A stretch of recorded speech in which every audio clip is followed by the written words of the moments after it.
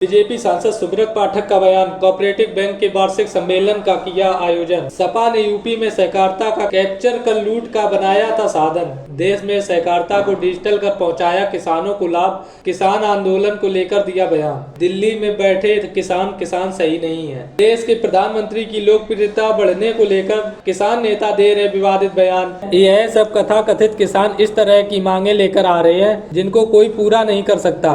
यह सब मोदी की लोकप्रियता गिराने का एक षड्यंत्र है। बहुत सारे टूल आए हैं और बहुत सारे टूल फेल हुए हैं। चुनाव में ऐसे बहुत टूल आएंगे। चुनाव तक राम मंदिर पर जो कहा वो किया। कोऑपरेटिव बैंक में आए किसानों को सांसद ने किया संबोधित। फतेहगढ़ कोऑपरेटिव बैंक का मामला। देखो, एक सहकारिता एक ऐसा माध्यम है जिससे किसानों की एक जो आर्थिक परिस्थिति बदली जा सकती है।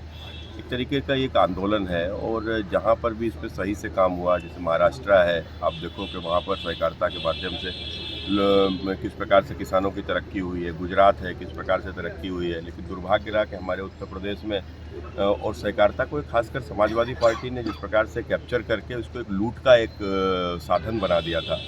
तो देश के गृह मंत्री माननीय अमित भाई शाह का जब सहकारिता मंत्रालय मिलने के बाद आप देखो चीज़ों को बहुत तेज़ी के साथ में बदला है, कंप्यूटराइज किया है और आज उस माध्यम से अब आम किसान तक चीज़ें पहुँचें, सुविधाएं पहुँचें, उनको सारी सुविधाओं का लाभ हो, इसको लेकर हम लोग प्रयासरत हैं। सरकार अपनी पीठ थपथपा रही है कि हम पूरी तरीके से किसानों को लाभ पहुंचा रहे हैं। इसके बावजूद भी दिल्ली में किसान जो है लगातार आंदोलित हैं।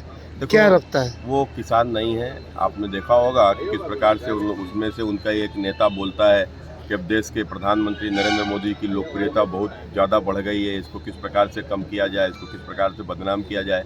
तो ये कुछ इस प्रकार के तथाकथित लोग हैं जो अपने को किसान कहते हैं और इस प्रकार की डिमांड्स जो लेकर आ रहे हैं कि जो शायद उन डिमांड को कोई पूरा कर ही नहीं सकता। तो कुल मिलाकर मैं समझता हूं कि वो तो केवल मोदी जी का लोकप्रियता गिराने का व्यवस्था बनाए रखेंगे। क्या 2024 के चुनाव में जो है मिशन मोदी को लेकर घबराए हुआ विपक्ष इस तरीके के कदम उठा रहा है?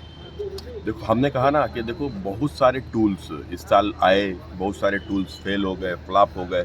अभी तो चुनाव में है वो का टूल्स और भी होंगे आने को, लेकिन आने दो। देश की जनता सब समझ रही है, सब देख रही है।